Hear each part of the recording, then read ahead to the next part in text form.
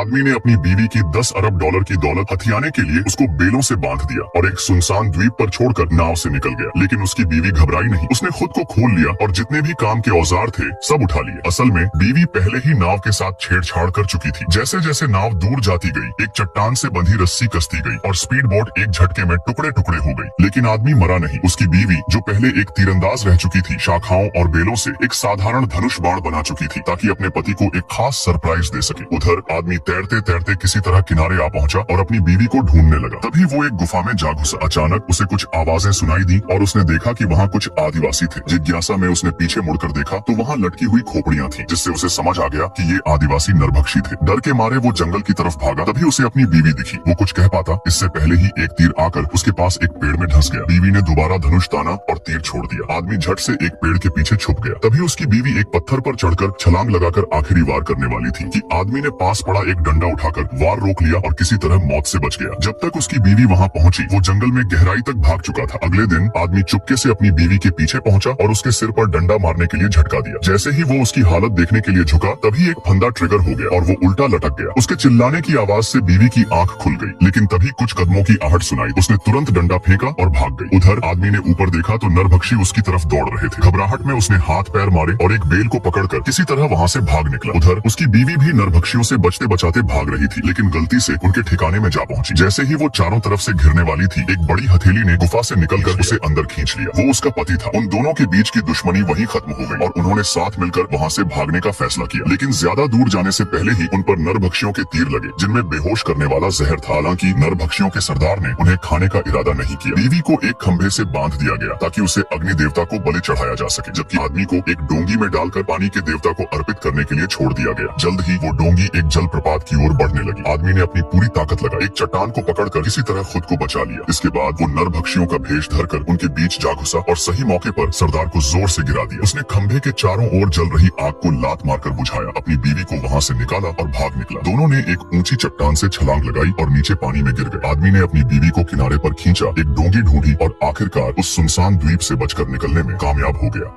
आदमी फिर से 50 अरब के जैकपॉट से चूक गया, तो इस बार उसने जिद पकड़ ली कि अगर एक और मौका मिला तो वो जरूर जीत जाएगा। उसने डिमांड की कि उसे फिर से किसी अमीर इंसान का शरीर दिया जाए। इस पर मौत की देवी मान गई और इस बार वो एक बड़े बिजनेस ग्रुप के दूसरे बेटे के रूप में पैदा हुआ। कल ही उसने पूरी संपत्ति विरासत में पाई और नया हेड बन गया। लेकिन उसके खुश होने से पहले ही जिस प्लेन में वो था, वो तूफानी बादलों में घुस गया और तेजी से हिलने लगा। उसने तुरंत अपनी सीट बेल्ट बांध ली, सेफ्टी जैकेट पहन ली और सारे सेफ्टी मेजर्स फॉलो कर ली। तभी एयर होस्टेस आई और बोली कि घबराने की जरूरत नहीं, बस हल्का टर्बुलेंस है, जल्द ही सब नॉर्मल हो जाएगा। लेकिन उसे पक्का यकीन था कि प्लेन क्रैश होगा, मगर कुछ ही देर में प्लेन सच में स्थिर हो गया। इसके बावजूद उसने सेफ्टी जैकेट नहीं उतारी। वो आराम रूम में गया जहाँ महंगे ब्रांड्स की चीजों से कमरा भरा हुआ था। यही वो लाइफ थी जिसका उसने सपना देखा था और इसने उसे और भी जिंदा रहने की हिम्मत दी। लेकिन तभी जैसे ही वो अपने ब्राइट फ्यूचर के बारे में सोचने लगा, प्लेन के इंजन में धमाका हो गया। जबरदस्त झटकों के बीच वो किसी तरह सीट पर लौटा और बेल्ट बांध ली। एयर होस्टेस चेक करने आई, लेकिन अगले ही पल प्लेन में एक बड़ा छेद हो गया और एयर होस्टेस हवा में उड़ गई। इससे पहले कि वो कुछ समझ पाता, प्लेन जोरदार धमाके के साथ जल उठा और वो आग में जलकर राख हो गया। जब उसने फिर से आंखें खोली तो पसीने में भीगा हुआ था। ये कोई सपना नहीं था। मरने का डर और वो भयानक दर्द इतना असली था कि उसकी रूह कांप गई। उसकी ये हालत देखकर मौत बहुत खुश थी, क्योंकि वो बस यही चाहती थी कि वो मरना न चाहे लेकिन बच भी न सके। मौत ने कहा कि इस बार उसे आसान सा जीवन मिलेगा और फिर से ट्रिगर दबा दिया। अब वो एक 16 साल के हाई स्कूल स्टूडेंट के रूप में जागा। उसने देखा कि क्लास के स्टूडेंट्स वीडियो देख रहे थे और उस वीडियो में वही था, प्लेन से कूदकर स्टंट करते हुए।